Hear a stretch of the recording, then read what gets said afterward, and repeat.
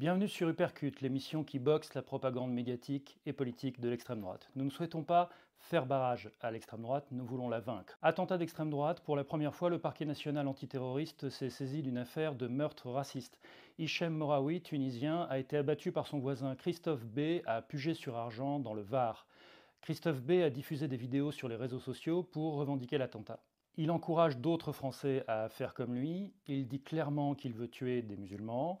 Il appelle les Français à s'attaquer à des musulmans. Il présente lui-même son acte comme l'équivalent d'un attentat islamiste, mais au nom du drapeau français. Alors cela survient un mois après la mort d'Aboubacar Cissé, qui a été assassiné d'une cinquantaine de coups de couteau dans une mosquée à la Grande Combe, dans le Gard. L'auteur a explicitement exprimé à l'époque sa haine envers l'islam et les musulmans pendant son passage à l'acte. Les médias d'extrême droite qui incitent à la haine envers les musulmans ont évidemment une responsabilité morale dans la montée de ce type d'agression, qui fait donc à présent des morts. Prenons l'exemple de Pascal Praud sur CNews, on l'écoute. La religion musulmane est une religion importée sur le sol de France par une immigration massive. Elle a changé le visage de notre pays. Là où les immigrations polonaises, italiennes, portugaises ou espagnoles effaçaient leurs différences à la deuxième ou troisième génération, cette immigration venue de l'Afrique du Nord garde son identité au risque de fracturer le pays. Donc là, Pascal Praud vous dit que les musulmans ne peuvent pas s'intégrer, qu'ils ne veulent pas s'intégrer, que leur présence défigure le pays et que les musulmans sont en train de détruire la France, puisqu'il dit bien fracturer. Or, objectivement, dire cela relève de l'incitation à la haine envers les musulmans.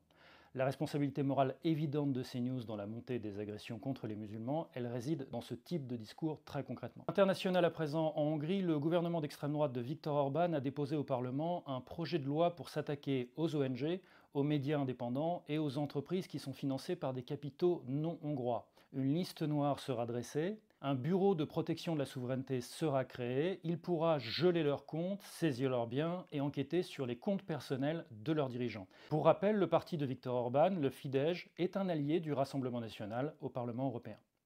En Italie, le gouvernement Meloni a fait passer le décret-loi sécurité. Le gouvernement est passé en force en une seule après-midi, alors que la procédure législative habituelle aurait dû prendre plusieurs jours, voire plusieurs semaines. Les policiers peuvent désormais porter leurs armes à feu, même en dehors du service, et les policiers poursuivis pour violence policière auront tous droit automatiquement à une aide de 10 000 €. Par ailleurs, les manifestants qui bloquent des routes ou des voies ferrées risqueront désormais 2 ans de prison, alors qu'auparavant c'était une simple amende. Au fait, si le logo du parti de Meloni vous rappelle quelque chose, c'est totalement normal. Aux Pays-Bas, l'extrême droite dirigée par Geert Wilders, qui fait partie du gouvernement, a proposé un plan immigration incluant la suppression totale du droit d'asile, la fermeture de tous les centres d'accueil de demandeurs d'asile, la suppression du regroupement familial et le déploiement de l'armée aux frontières de la Hollande. Alors il se trouve que le parti de Wilders est un allié du Rassemblement national au Parlement européen. Les autres partis de la coalition gouvernementale ont rejeté ce plan. L'extrême droite a répondu en quittant le gouvernement, ce qui a provoqué sa chute. Et il y aura donc bientôt, en automne, des élections anticipées et le score de l'extrême droite hollandaise sera bien sûr à surveiller. Élections législatives au Portugal, le parti d'extrême droite Chega, dirigé par André Ventura, est arrivé deuxième. Il devient ainsi la principale force d'opposition du pays. Chega a pour slogan très explicite qu'il faudrait, je cite, nettoyer le Portugal. Son autre slogan, Dieu, patrie, famille et travail, s'inspire directement de la dictature d'extrême droite de Salazar. André Ventura, donc son dirigeant, en parlant d'une députée qui a la peau noire, a déclaré qu'elle devrait être renvoyée à son pays d'origine alors qu'elle est portugaise. En outre, le parti a débattu de la proposition de retirer leurs ovaires aux femmes ayant avorté. Le parti Chega est un allié du Rassemblement national au Parlement européen.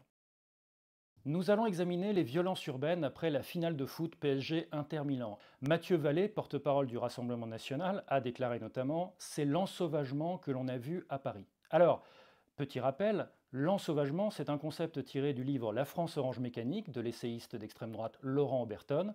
Il soutient que si les violences augmentent en France, ce serait à cause de la sauvagerie importée par l'immigration venue d'Afrique. Éric Zemmour a été encore plus direct en affirmant que les auteurs des violences sont pour la plupart, je le cite, des enfants de l'immigration arabo-musulmane, qu'ils détestent la France et les Français et que c'est une guérilla de civilisation sur notre sol.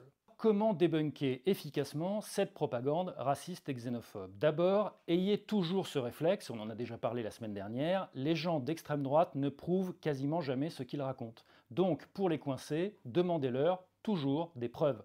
Soit ils vont vous citer un ou deux cas isolés, et là vous pouvez répondre qu'un ou deux cas isolés, ça ne prouve rien, ça ne permet pas d'accuser les jeunes d'origine africaine, d'origine maghrébine en général, soit ils vont vous dire c'est évident, on sait bien que, on voit bien que, et donc c'est juste affirmer des fausses évidences, toujours sans preuve.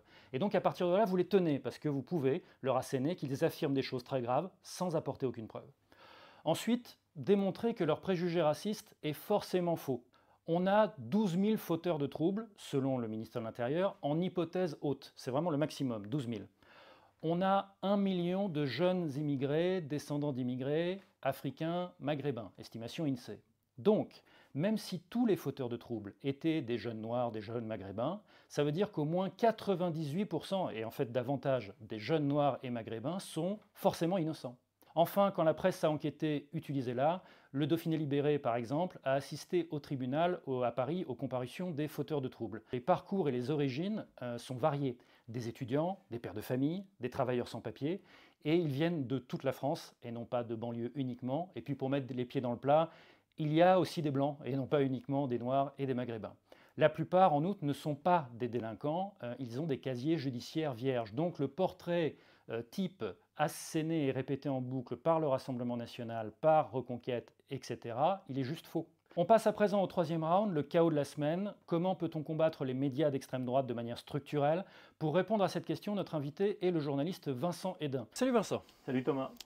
Tu publies un livre coécrit avec le millionnaire de gauche Olivier Legrain, Sauver l'information de l'emprise des milliardaires, et c'est chez Payot.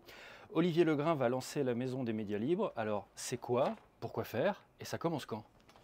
Alors, ça commence l'année prochaine, la Maison des médias libres, à laquelle il a consacré une grosse partie de sa fortune, c'est-à-dire de l'ordre de 40 millions d'euros.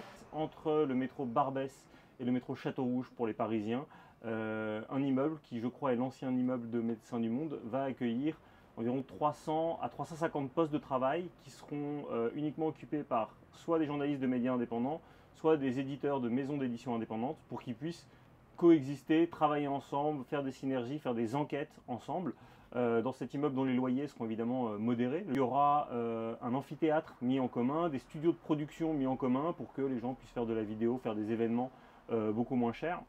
La Maison des médias libres, c'est une association. L'immeuble, il appartient à Olivier Legrain, mais ce qui se passe à l'intérieur, c'est une association. C'est une association qui décide qui peut venir, qui ne peut pas venir, qui est vraiment indépendant, qui ne l'est pas. Olivier ne met pas son nom là-dedans. Lui, ce qui l'intéressait, c'était d'essayer de préserver l'indépendance de la presse, parce que c'est elle aujourd'hui qui est en danger. Comment, concrètement, peut-on endiguer les fake news et les contenus haineux dans les médias d'extrême droite? C'est-à-dire que les médias d'extrême droite propagent relativement en roue libre maintenant, ces dernières années, à la fois des fake news et des contenus haineux. Comment on endigue ça, concrètement? Les contenus haineux, ça on peut, c'est la loi. Donc il faut signaler à l'Arcom dès qu'on voit des contenus haineux. Les contenus haineux, les appels à la haine, c'est pas très compliqué, il suffit de le signaler. Et normalement, les amendes, elles vont crescendo. Quand on signale, derrière, il se passe des trucs? Pas toujours, mais ça marche relativement souvent. C'est comme ça que Zemmour a été condamné 4 fois. C'est sur des dénonciations de citoyens à la base. D'accord, ok. Donc ça marche. Maintenant, nous, ce qu'on dit dans notre livre, c'est qu'on pourrait aller plus loin. On a cet outil qui existe, qui s'appelle l'Arcom. Il est trop faiblement outillé.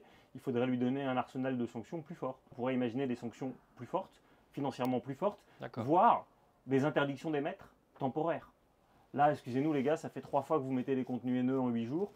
On vous interdit d'antenne pendant 24 heures, pendant une semaine. Vous réfléchissez, vous faites un séminaire sur les lois sur les discriminations et puis on en reparle. Ça aurait été dans l'intérêt de C8 de faire ça quand on y réfléchit 2 secondes, parce qu'ils ont eu une gradation des amendes, ouais. Et derrière, la seule sanction qui est arrivée, c'est de ne pas renouveler la fréquence. Ils auraient pu avoir 1 semaine de suspension, 2 semaines de suspension, ouais. etc. Et je pense que d'ailleurs, ça aurait été beaucoup mieux admis. Les gens auraient dit, bah écoutez, ils ont quand même été déjà suspendus 3 fois, ils n'ont pas revu leur politique éditoriale, tant pis. L'autre part de ta proposition, là c'est plus compliqué, c'est les fake news. Il y a une loi qui a été jamais démentie, qui est qu'une fake news est propagée 6 fois plus vite que le check news, le correctif qui arrive. Corriger les fake news, ça pour le coup, ça va être plus compliqué. Je pense qu'une extension de la loi Guesso, donc la loi dite Guesso, c'est la loi qui condamne les propos négationnistes, notamment sur la Seconde Guerre mondiale, la Shoah et autres, et qui est appliquée de façon relativement fréquente. Il faudrait l'appliquer à la question du dérèglement climatique. Juste dire, cesser de dire que le réchauffement climatique est une hypothèse parmi d'autres, ou que le réchauffement climatique ne serait pas lié à l'homme. Il y a une association qui s'appelle Cota Climat qui a fait un petit recensement sur les 3 premiers mois de l'année. On était à 112 infractions de ce type, principalement d'ailleurs sur Sud Radio, qui colporte beaucoup plus ce genre de mensonges que les médias bolloréens. Et là-dessus, quand même, on pourrait agir. Alors, qu'on soit bien d'accord sur un truc, à aucun moment tu ne préconises de la censure en termes de ligne éditoriale. On est bien d'accord que tu parles de sanctionner les affirmations factuellement fausses sur des sujets d'intérêt général. On est bien d'accord. Je voudrais être clair là-dessus parce que... Non, mais il faut être Non, mais clair, il y a pour les gens qui nous regardent, il y a une différence fondamentale entre sanctionner des médias parce qu'ils disent des trucs qui sont factuellement faux et sanctionner des médias parce qu'ils sont de droite ou d'extrême droite. Tu vois le... Et moi, je lis le Figaro tous les matins, déjà parce que je veux comprendre ce que disent les gens avec qui je ne suis pas d'accord. Et puis leurs pages internationales sont de très bonne Leurs qualité. pages internationales, en plus, sont de très bonne qualité, c'est vrai. Il y a un glissement sur ce qu'on appelle les faits divers et l'instrumentalisation de ces faits divers. Factuellement, il faut être très simple. Je réfère au merveilleux bouquin de Laure Murat la semaine dernière sur la question de la cancel culture. Donc, elle a enseigné longtemps aux États-Unis. La cancel culture, c'est l'extrême droite. C'est eux qui interdisent les livres dans les bibliothèques, etc. À gauche, on est pour l'esprit critique. Moi, que la droite avance des idées de droite, ça ne me pose aucun problème. Qui disent qu'il y a une théorie du ruissellement qui fait que quand les riches deviennent très riches, les pauvres deviendront moins pauvres. On peut en débattre. Que la bonne solution pour mettre fin au chômage, c'est d'arrêter l'assistanat. On peut en débattre. Tout ça, ça ne me dérange pas. Moi, donc je veux censurer aucun propos. Il y a une liberté d'expression. En revanche, quand on assimile, comme l'avait fait CNews pour le coup dans une émission religieuse, l'avortement à un meurtre de masse, là ça va pas. Autant c'est facile de réglementer et de sanctionner l'affirmation d'un fait factuellement erroné, Ouais.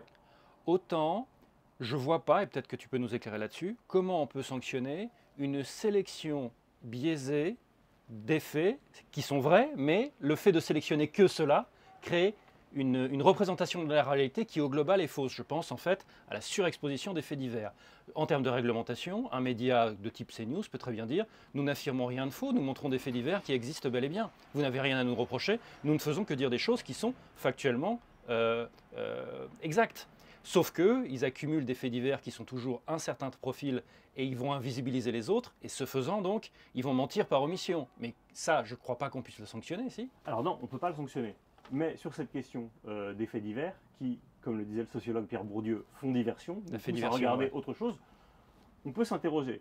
Effectivement, pourquoi est-ce qu'il parle beaucoup plus du viol et du meurtre de la jeune étudiante française philippine qui a été tuée par un étranger en situation de QTF que de l'affaire Pellico, qui pourtant était une affaire qui montrait l'ampleur des violences sexistes et sexuelles sur les femmes, puisqu'il y avait quand même 51 accusés, mais il y avait 30 ou 40 qui apparaissaient sur les vidéos et qu'on n'avait pas réussi à rattraper. Donc ça montrait une affaire systémique. Bon, moi je pense que la vérité, ce serait d'accorder beaucoup plus d'importance à la vérité systémique que l'autre. Mais encore une fois, pour reprendre ta question, quand tu fais cette sélection-là, c'est un biais, c'est un parti pris, mais tu ne te mets pas en faute. Là où tu te mets en faute, c'est quand tu affirmes, ou quand tu reprends les allégations de Jordan Bardella en disant 79% des viols commis sur les femmes en France sont le fait... Oui, ce chiffre est faux, oui, absolument. chiffre Tu est l'expliques faux. dans ton livre d'ailleurs. Ouais. Et, il a été débunké par France Info. En fait, c'est que ça prend en compte les viols effectués en pleine rue, mais qui par définition sont pris par des... Enfin, contrairement à ce que certaines personnes pensent, c'est même pas 0,1% des viols en France. Oui. Et donc c'est le fait de personnes en état de démence, de situations extrêmes. Et donc souvent, effectivement, c'est des personnes étrangères qui vivent dans un état de dénuement, qui sont sous l'emprise de psychotropes, d'alcool, etc. Ça n'excuse en rien ce qui se passe. Hein. Je veux dire, c'est les mêmes crimes que des viols commis à la maison. Mais en l'occurrence, ce qui menace les femmes, c'est plutôt leur mec, leur ex, leur père, leur conjoint toxique, etc. Parce que dans 92% des cas, Oui, les femmes connaissent leur agresseur. Et celui qui arrive dans la Alors, rue... si tu peux juste le redire, parce que ça c'est super important. Mais dans 92% des cas, les femmes connaissent leur agresseur, leur violeur. Voilà. Et donc en fait, on sait comment il faut agir. Et donc une femme est plus en danger dans son environnement familial que dans la rue en termes de risque de viol, si j'ai bien suivi. En termes de risque de viol, bien sûr. Quand tu regardes les chaînes d'infos, tu as l'impression que jamais la France n'a été aussi violente, à feu et à sang, etc. Parce qu'il y a une accumulation de faits divers à l'école, dans la rue, Sauf que etc. statistiquement, c'est faux. Statistiquement, il n'y a pas plus d'homicides, c'est même plutôt en baisse. Enfin, ça reste assez haut parce qu'il y a encore On un est grand à nombre 900, de féminicides. on est en 900 ou 1000 par an 900 ou 1000 dans par toute an, la France. Ouais. dont 150 féminicides. Et par ailleurs, dont énormément de règlements de compte qui sont des choses tragiques, mais qui ne menacent pas les gens. C'est des dealers qui se tuent entre eux. Est-ce que c'est normal que l'ARCOM et simultanément maintenu la fréquence de CNews et retiré la fréquence à C8. Non. Non. Est-ce qu'il fallait retirer les deux ou est-ce qu'il fallait maintenir les deux? Non, il fallait retirer les deux. Mais on a vu pendant les auditions, pendant la commission à l'Assemblée nationale sur l'indépendance des médias, on a vu à quel point c'était tendu. Les rapports politiques étaient extrêmement tendus avec Bolloré et donc infliger un double camouflet à Bolloré, c'était trop lourd. C8 était plus souvent en tort. Est-ce que CNews, ça fait du bien au débat public? Je pense pas, surtout que depuis que C8 n'a pas été renouvelé, mais que CNews a été renouvelé, il y a une espèce de sentiment d'impunité qui arrive sur CNews. Et ils ont encore monté d'un cran. Est-ce que tu dirais qu'il y a un problème de radicalisation sur CNews? Oui, je dirais qu'il y a un problème de radicalisation. J'aime beaucoup la phrase de Guillaume Meurice qui dit « N'oubliez jamais que Pascal Praud est le mesuré de la bande ». Leur mettre une petite suspension temporaire d'antenne, ça ne ferait pas de mal. Dans le livre que tu co-signes avec Olivier Legrain, vous faites un éloge que je partage d'ailleurs du service public audiovisuel sur le fait qu'on est très bien loti en France, mais il se trouve que les émissions les plus importantes pour notre démocratie, c'est ce que vous expliquez dans le bouquin, les émissions d'investigation, ces émissions-là sont les plus attaquées en termes de réduction des moyens. Ouais. Donc, et de manière générale, le service public audiovisuel, il est menacé tantôt de réduction des moyens, tantôt de réduction de l'indépendance, tantôt carrément menacé de privatisation par l'extrême droite si jamais elle arrive au pouvoir. Donc, comment, concrètement, peut-on protéger le service public audiovisuel face à ses ennemis?